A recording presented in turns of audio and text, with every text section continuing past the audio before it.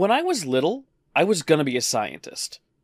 It wasn't a question or a dream. I was going to be a scientist. I loved and still love science, biology, learning and understanding how things work. It's fascinating to me.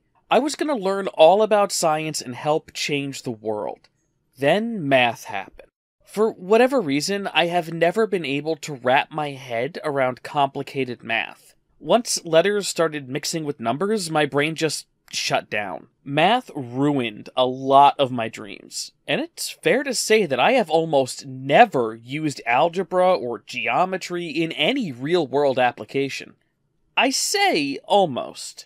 There was one time I used more than basic math in the real world, and that was solely out of spite. Someone didn't believe I could do something. I had to prove them wrong. That's what I want to talk about today. I was in college, my dreams of being a scientist long behind me, focusing on writing and acting. My college was in North Jersey, and I guess must have gotten some big funding just before I got there, because there always seemed to be construction going on somewhere on campus the entire time I was there. I never really got to see a lot of the new buildings, though. I was going for a degree in the arts, and, well, you know how funding goes. The arts gets the crumbs. Anyway, my roommate and I were walking back from lunch one day when we passed by one of the construction sites. It was a Friday, and the crew had gone home for the weekend, but they'd left the gates to the site open. Curious, we poked our heads in, and that's when we saw it. Right near the edge of the site was a large wooden spool. It's one of those things construction people keep large coils of wiring and such on, but it's also something that I'd always wanted. Okay, hear me out. I'd read a lot of books and seen a lot of movies and TV shows where people had those big spools in their homes. I'd never seen one in person before, and my mind immediately told me that since I'd seen it on TV, I had to have it. I mentioned this to my roommate, and he goes, "Pfft, you'd never take it." What? You're a pussycat. You'd never do a crime. Let me just say, actually, no comment. We head back to our dorm, but the spool just won't leave my mind.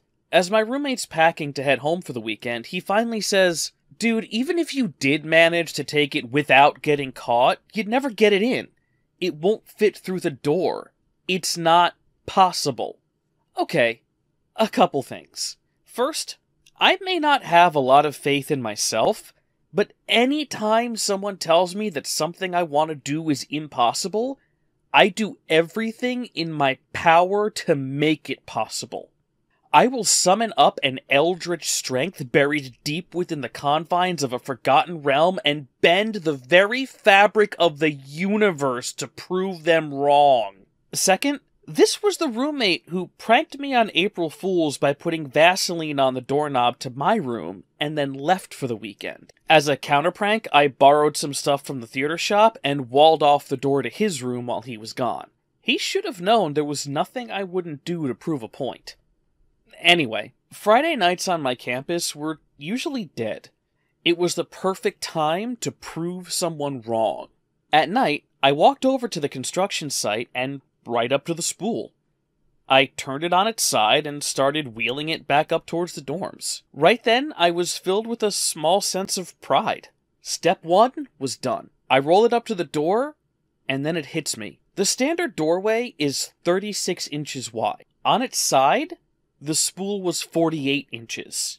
And I couldn't turn it because the spool's diameter was 48 inches. I have to get this in, but... oh no. Math! I was so close. I was not going to be wrong. So I sat down with my greatest enemy, and we made a tenuous truce. I was basically facing a square peg round hole situation. Only it was a rectangle hole and a round peg. Anyway, here's how I ended up figuring it out. I put in one side at an angle, slid the core of the spool over, swung the rest of the first end in, pivoted it so the other side got in the doorway, and then slid the rest in. Huh, maybe you aren't so bad after all, math. Thanks. Now give me your wallet. I get the spool into our dorm room and set it up in the living area. Sunday night, my roommate comes back. Hey, how? You told me I couldn't. Eventually, the Spool became a small legend on campus. It got passed around to all my theater friends, and eventually ended up being used in a couple of plays as a set piece. In the end, I may not have ended up as a scientist, or done anything to change the world in any significant way, but every so often, I still do the impossible. Just without math. Aww.